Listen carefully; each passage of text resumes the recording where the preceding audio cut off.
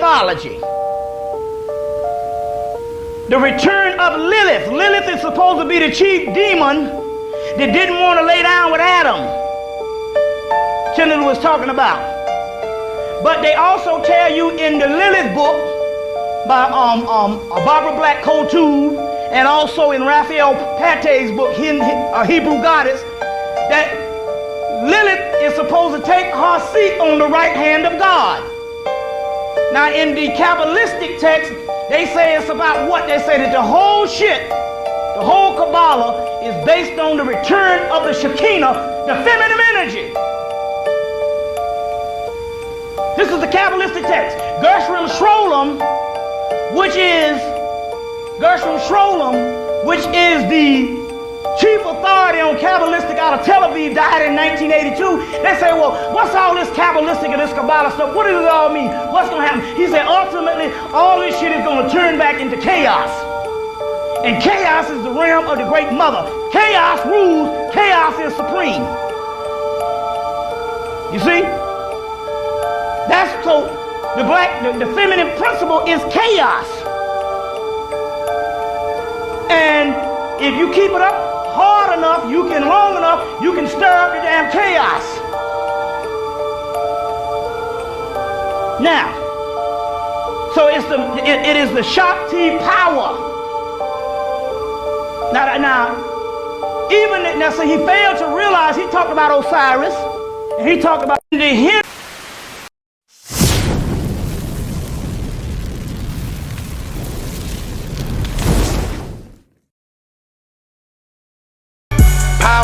I'm smarter than them Howard Schmucks. Cowards duck, I'm feeling like $1,000. Shit, shaving, shower up. Hit the stage, the crowd erupt. Roll them flowers up. Tough guy, no powder puff. Hit the town and proud of truck. How that sluck, the hood proud of us. Stack paper, pile it up. Fly as a pilot up. Wow, eyebrows up. Still selling powder dust. Rich African Negro, I'm #1 after zero. Shoot your block up like an action hero. Gathering all sorts of dummies. Hold the kids hostage, call it extortion money. Pay the ransom, call it abortion money. See my face in the Don D. I put death in your future like a palm reader. Or the Feds magazine on how I empty lead out the magazine. Have you seen strippers shake it like a tambourine? Chasing paper. That's all a nigga know, and I'm getting that dough, and we getting paper. We chasing that dough, and we getting paper. That's all the nigga know, and I'm chasing paper. That's all the nigga know, and I'm chasing paper. I'm getting that dough, and we getting paper. We chasing that dough, and we getting paper. That's all the nigga know, and up the I-95 in a Corvette. Got me gone like a Vietnam War vet. Criminal mastermind. Call it Einstein. Woman, her name is Rachel Wilson, and she is an expert and author on occult feminism. Occult meaning hidden. So this book is available, and it goes into the origins of feminism, who started it way back when. And this is occulted information, meaning hidden. So everything that we learned about feminism is wrong. We were lied to, duped.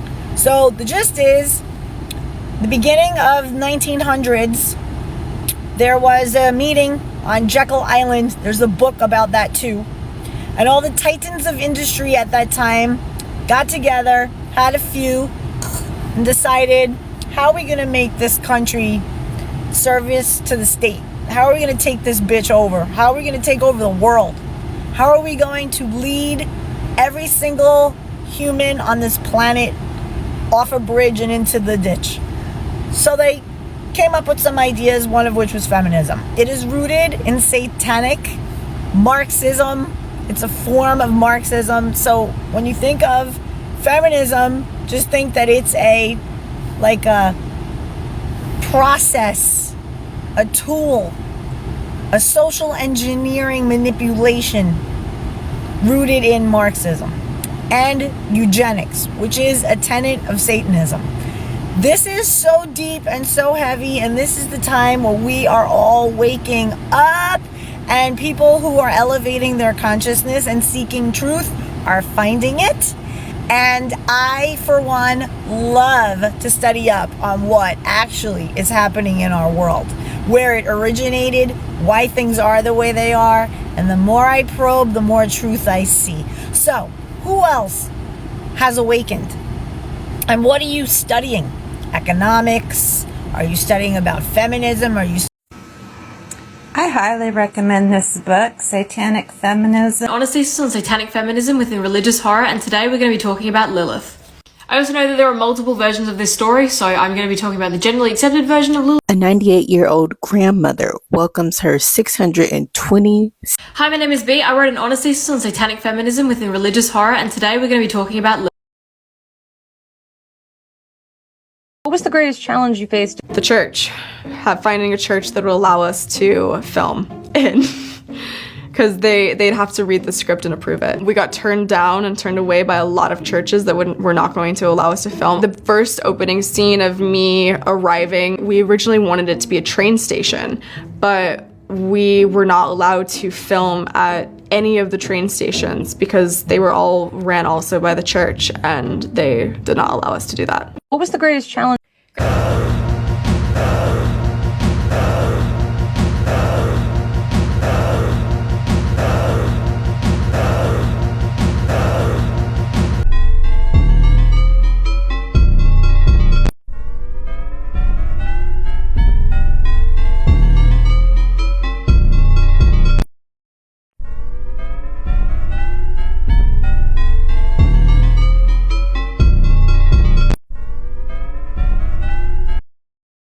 The hard truth, feminism in today's culture, in today's society, is not of God, and it's not God's heart. The way that a siren is feminine. Does that make sense?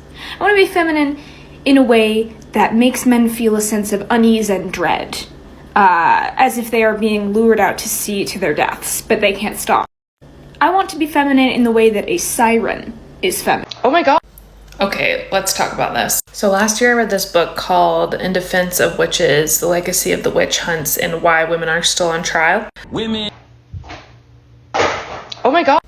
Okay, let's talk about this. So last year I read this book called In Defense of Witches, The Legacy of the Witch Hunts and Why Women Are Still on Trial.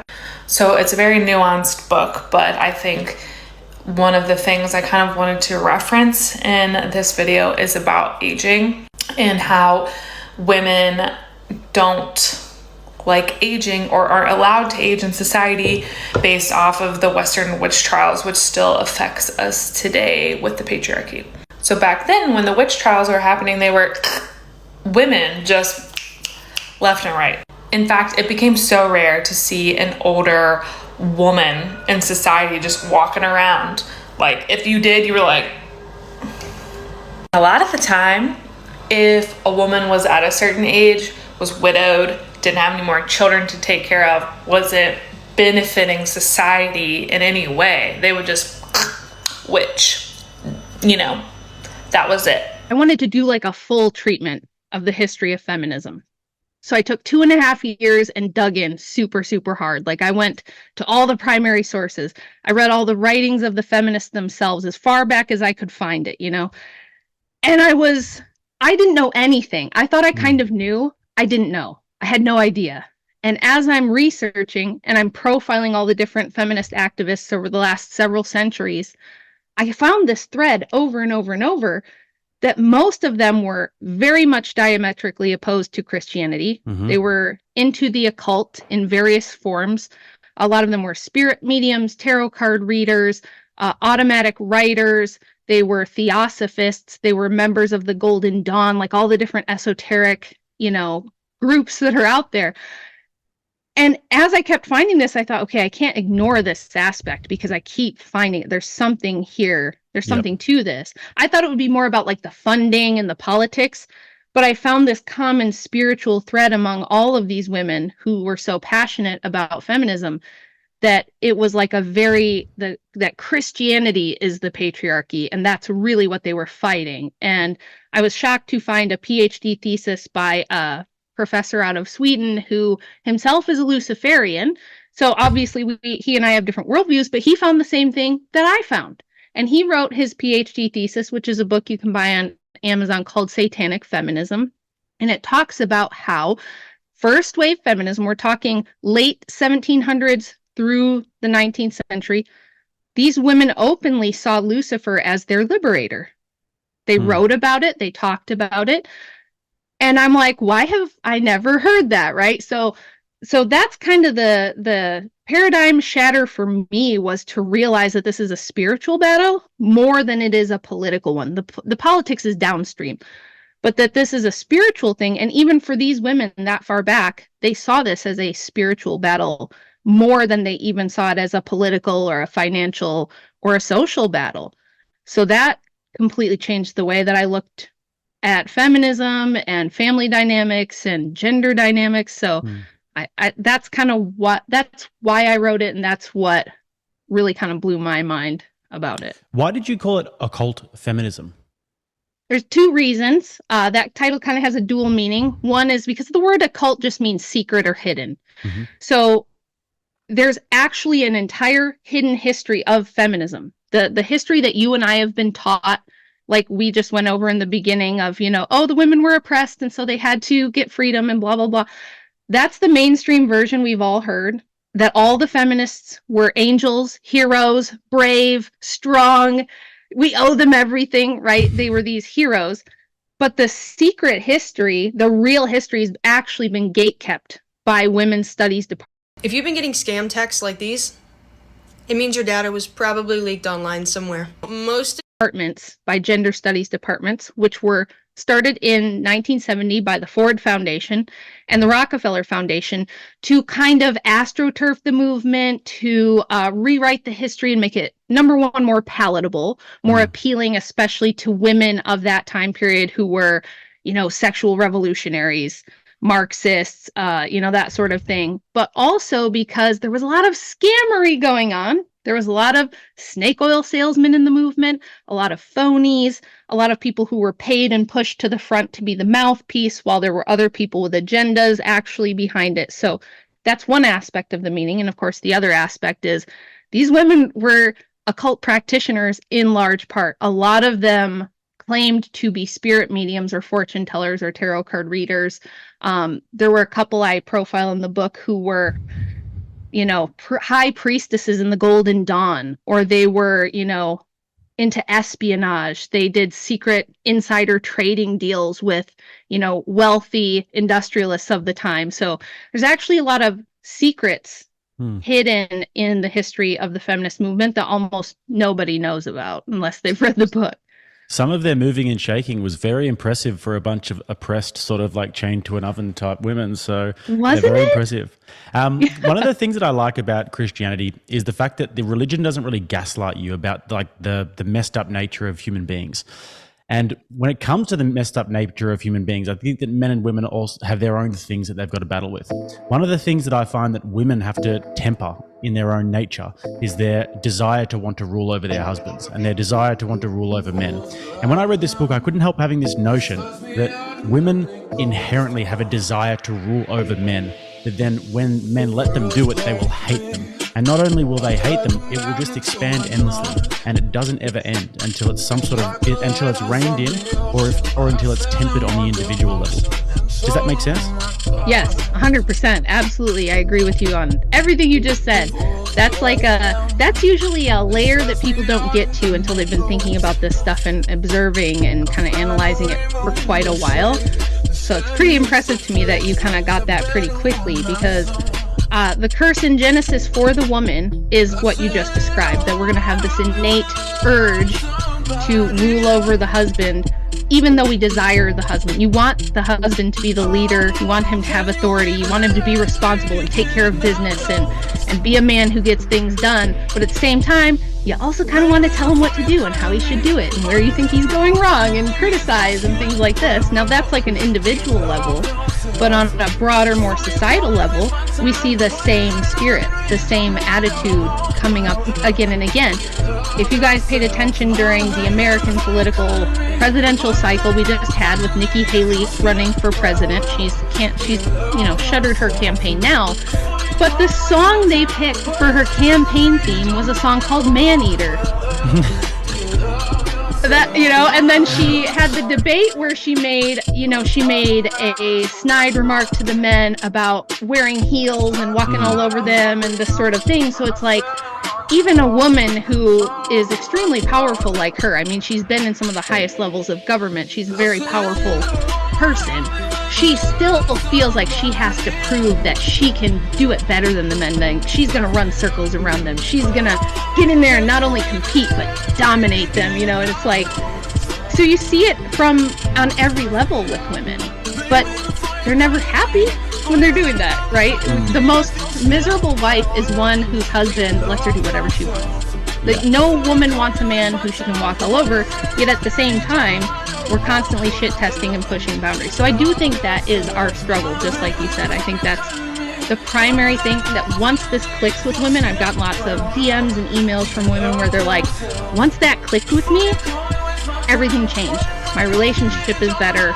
I'm more relaxed. I'm not always anxious. I'm not so depressed. I kind of understand now that I don't have to always be like fighting the patriarchy. So yeah, definitely agree. I always say this, the most happy women I know are the women who lean into their sort of femininity and their nature. And the most happy men I know are the ones who lean into their masculinity and their masculine nature and their desire to want to be a leader, and they don't listen to sort of corrupt it, the evidence. But reading the book, it reinstills it. Now, one of the things that I really found interesting was the ancient gods that you talk about at the start. We've got Inanna, Ishtar, which is a Sumerian god. And I looked into the mythology of it a little bit more, and Inanna was actually rejected by Gilgamesh in Sumerian mythology. And then Inanna killed one of Gilgamesh's friends and then sent the heavenly bull to come and attack Gilgamesh. I was like, I feel like I'm watching an episode of whatever podcast, like just hearing the stories. It's true. And you actually, the reason I started the book with that was to kind of demonstrate that this isn't, people think this is a new thing, that this is a recent thing.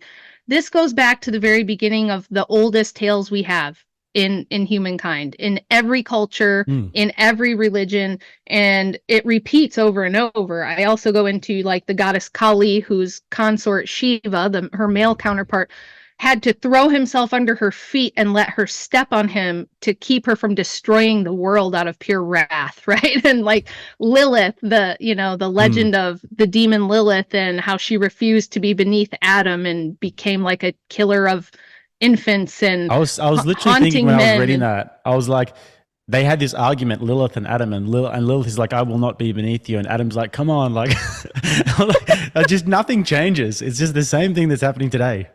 It's true. It's a tale as old as time, and that's why I think that what that tells you, and people who think that this kind of stuff is conspiracy, I always tell them that's the wrong way to think about it. It's more like, because people say, well, how can it be the same thing every time all the way throughout history? It's because the same spirit is behind it. Now, whether you're Christian like me, who believes literally there are actual spirits, curses, things of that nature behind it, or you're a person who doesn't want to buy into that, I understand, that's fine. You could say it's the same attitude, it's the same spirit in the more, secular sense of like the spirit of the age, right? It's a tale as old as time. It seems to be a central thing that human beings can't get away from, no matter what time or culture you live in. There might be some differences in how it manifests, but yeah, it's like you could look at these ancient tales and say they do look just like a whatever podcast, right? Hey, you know what?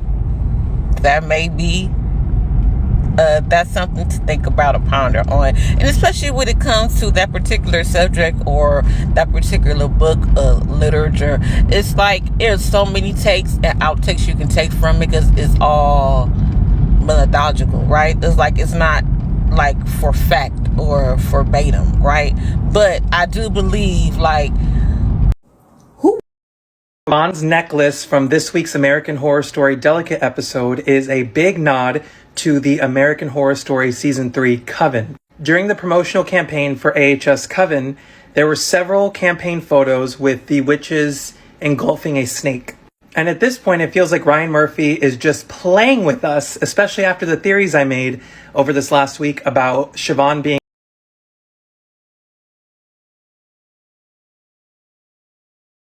a dark coven supreme and Cordelia Mallory, the new supreme, being the good coven and them going to war in season 13 being the final possible season. But what we do know is that this is definitely a nod at the original coven that we know and love and that we have expected to see for a while returning to the series. Now, Ryan Murphy has stated at one point of building as a prequel story, but it's already deviated from the book several times. And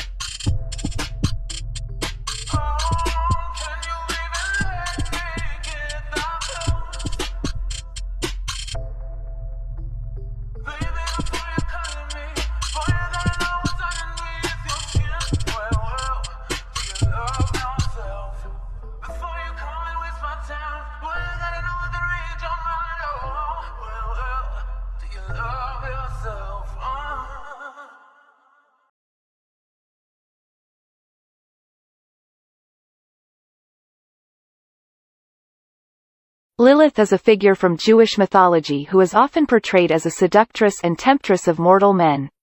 She is believed to be Adam's first wife in some traditions, before Eve, and is seen as a symbol of female sexuality and independence.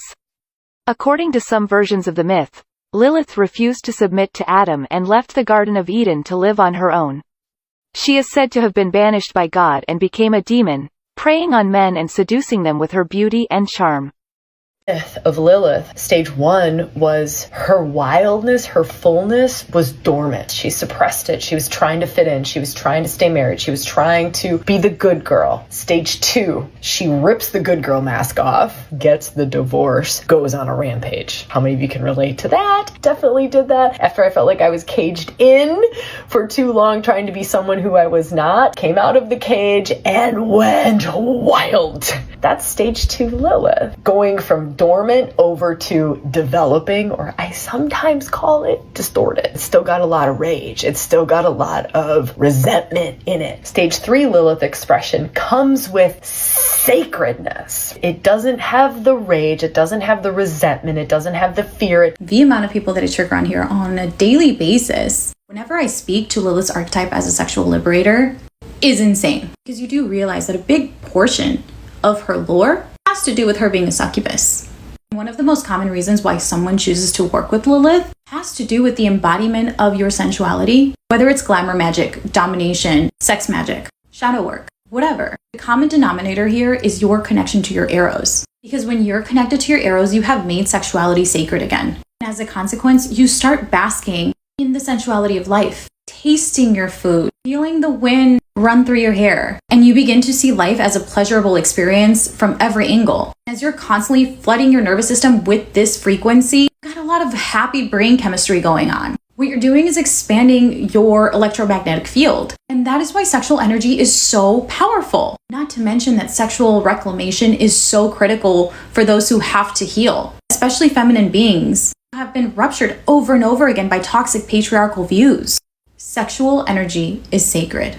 It is your creative life force. And at the core, it's healing energy. And if you find yourself triggered by that, maybe it's time to ask yourself if you have internalized a distorted version of sexuality. I also want to share this graphic by Rewilding for Women, where they also speak on Lilith's archetype. And in my experience, this is the medicine she's offered me.